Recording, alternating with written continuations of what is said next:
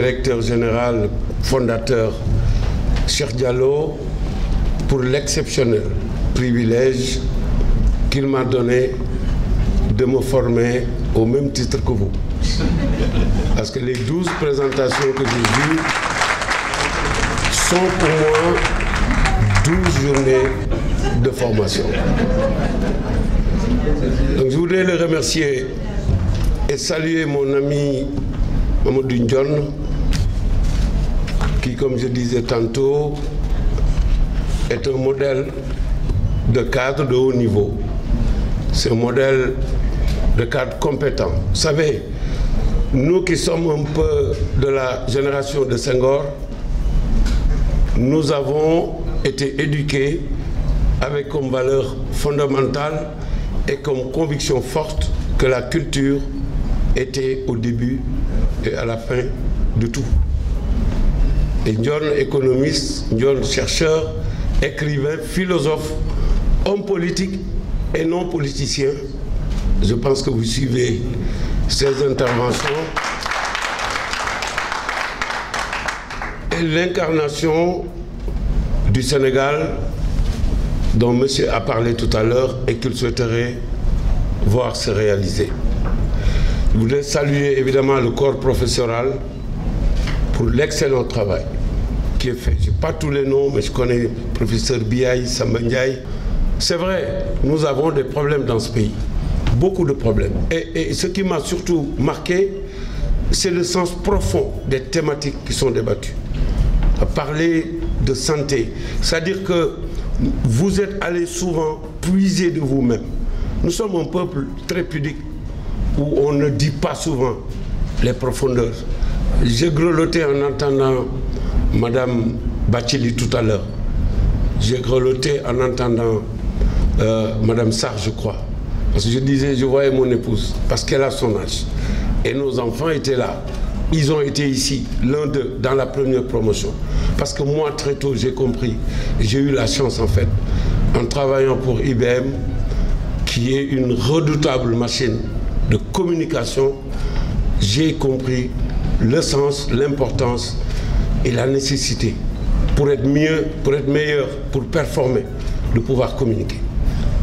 Ça m'a beaucoup aidé, je le pense, dans la politique aussi. Où Ndione et moi, nous ambitionnons de délivrer des messages politiques, mais techniques. Parler d'économie, parler de pétrole, parler d'agriculture, parler d'éducation. Vous avez dit quelque chose de très important. Mais les problématiques sont plus compliquées que ça. Vous parliez de 55%.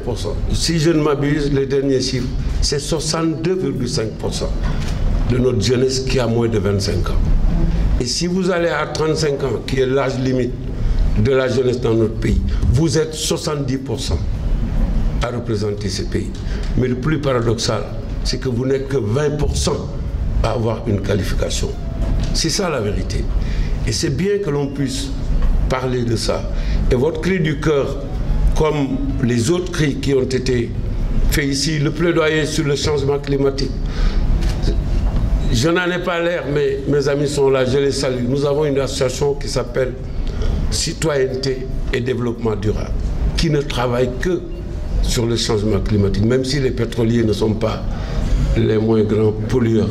Mais on essaie d'utiliser leurs moyens, leur intelligence et surtout leur sens des responsabilités que la structure même de leur société leur impose pour justement contribuer sur des projets sociaux et d'envergure sur le développement durable. Accompagner les dames, faire des financements, des crédits verts, reboiser, aller dans le sens du Cleaning Day qui est arrivé, qui est déjà un brevet que nous aurions pu, avec nos amis, déposer. Puisque partout où nous sommes passés, nous avons créé des comités de quartier où les femmes, chaque semaine, ont balayé leur ville. Je suis honoré parce que Madame Ndeye Rabiatou Diagne, vous m'avez mis Diagne parce que ma maman l'est, mais aussi parce que j'ai eu à vous rencontrer, vous ne le savez pas peut-être, vous en oubliez, vous l'avez oublié, dans le cadre des missions que nous avons. Et je leur disais, la prochaine fois, puisque la SAR qui est sur la sellette aujourd'hui a besoin de financement, j'espère que quand vous ferez une offre chez nous, vous la ferez la plus économique et la plus profitable pour nous. Parce que je leur disais, dès que vous la présenterez, je risque de la signer les yeux fermés. Je suis impressionné, mais vraiment impressionné, par la teneur de votre discours. Je disais au docteur Diallo, si j'avais à parler d'un des thèmes, je dirais comme vous, non à la peur. La peur est une opportunité. La peur est utile. Il n'y a pas, les Américains le disent souvent, chaque difficulté est une opportunité. Je disais à mon ami que Sey, je le voyais du temps où mon ami Kane Diallo était là-bas, je crois, timide, réservé. Excusez-moi, mais introverti, c'est l'image. J'étais choqué de vous voir tout à l'heure. Il disait, il est transformé. Il a plus confiance en soi. Il se maîtrise plus. Et je pense que c'est important. Cette école est une grande école. Je dis à Cheikh Diallo, on le connaissait talentueux, parce que c'est un jeune garçon brillant. On le savait aussi ambitieux, on le savait entreprenant. Mais il a décliné une vision incroyable. Le maillon qui manque à l'Afrique, comme il l'a dit. Parce qu'on a parlé ici de problèmes politiques, de problèmes de développement, de problèmes de politique publique, de problèmes de gouvernance. Tout se décide aujourd'hui dans des forats où nous avons, par l'évolution des choses, le même temps de parole, souvent même plus qu'il n'en faut pour convaincre, mais nous ne le savons pas souvent. Et c'est important que nous soyons fiers de ce que nous sommes, ancrés dans nos valeurs. Et c'est ce que j'ai vu ici. Tous les projets qui ont été développés sont des projets qui appellent à notre conscience citoyenne. Pourquoi je voudrais, maintenant qu'on sait que vous êtes de redoutables ambassadeurs, que le coronavirus est là, c'est un problème de communication. Le ministre de la Santé ne suffira pas, M. Ndion ne suffira pas. Nous ne suffirons pas dans nos familles respectives.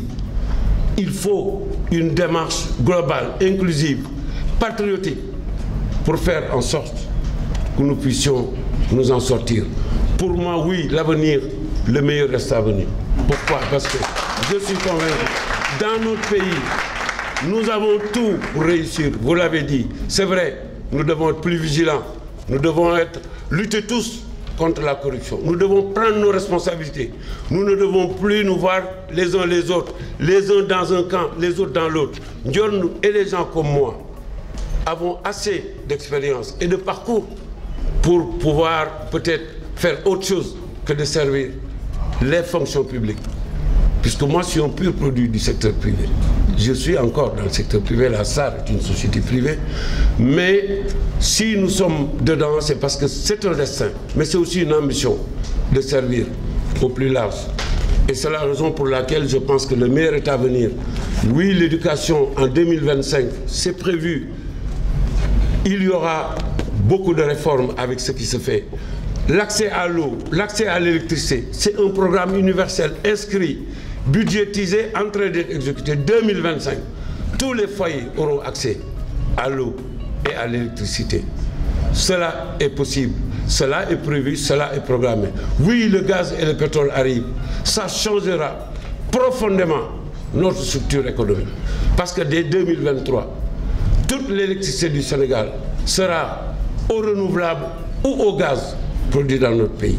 Dès 2023, plus d'un litre d'essence ou de gasoil ou une bouteille de butane ne viendra d'autre que des ressources du pays à travers la SAR. C'est déjà d'autres atouts qui seront là, mais pour lesquels nous devons être prêts, mais nous devons être engagés pour justement les porter. Les autres enfants reviendront. Je pense même que la maman viendra, parce que je la mettrai en rapport avec Mme Sarr. Et je vous dis, en tout cas, notre association Citoyenneté et Développement Durable s'engage à être membre de votre association pour la protection des droits des animaux.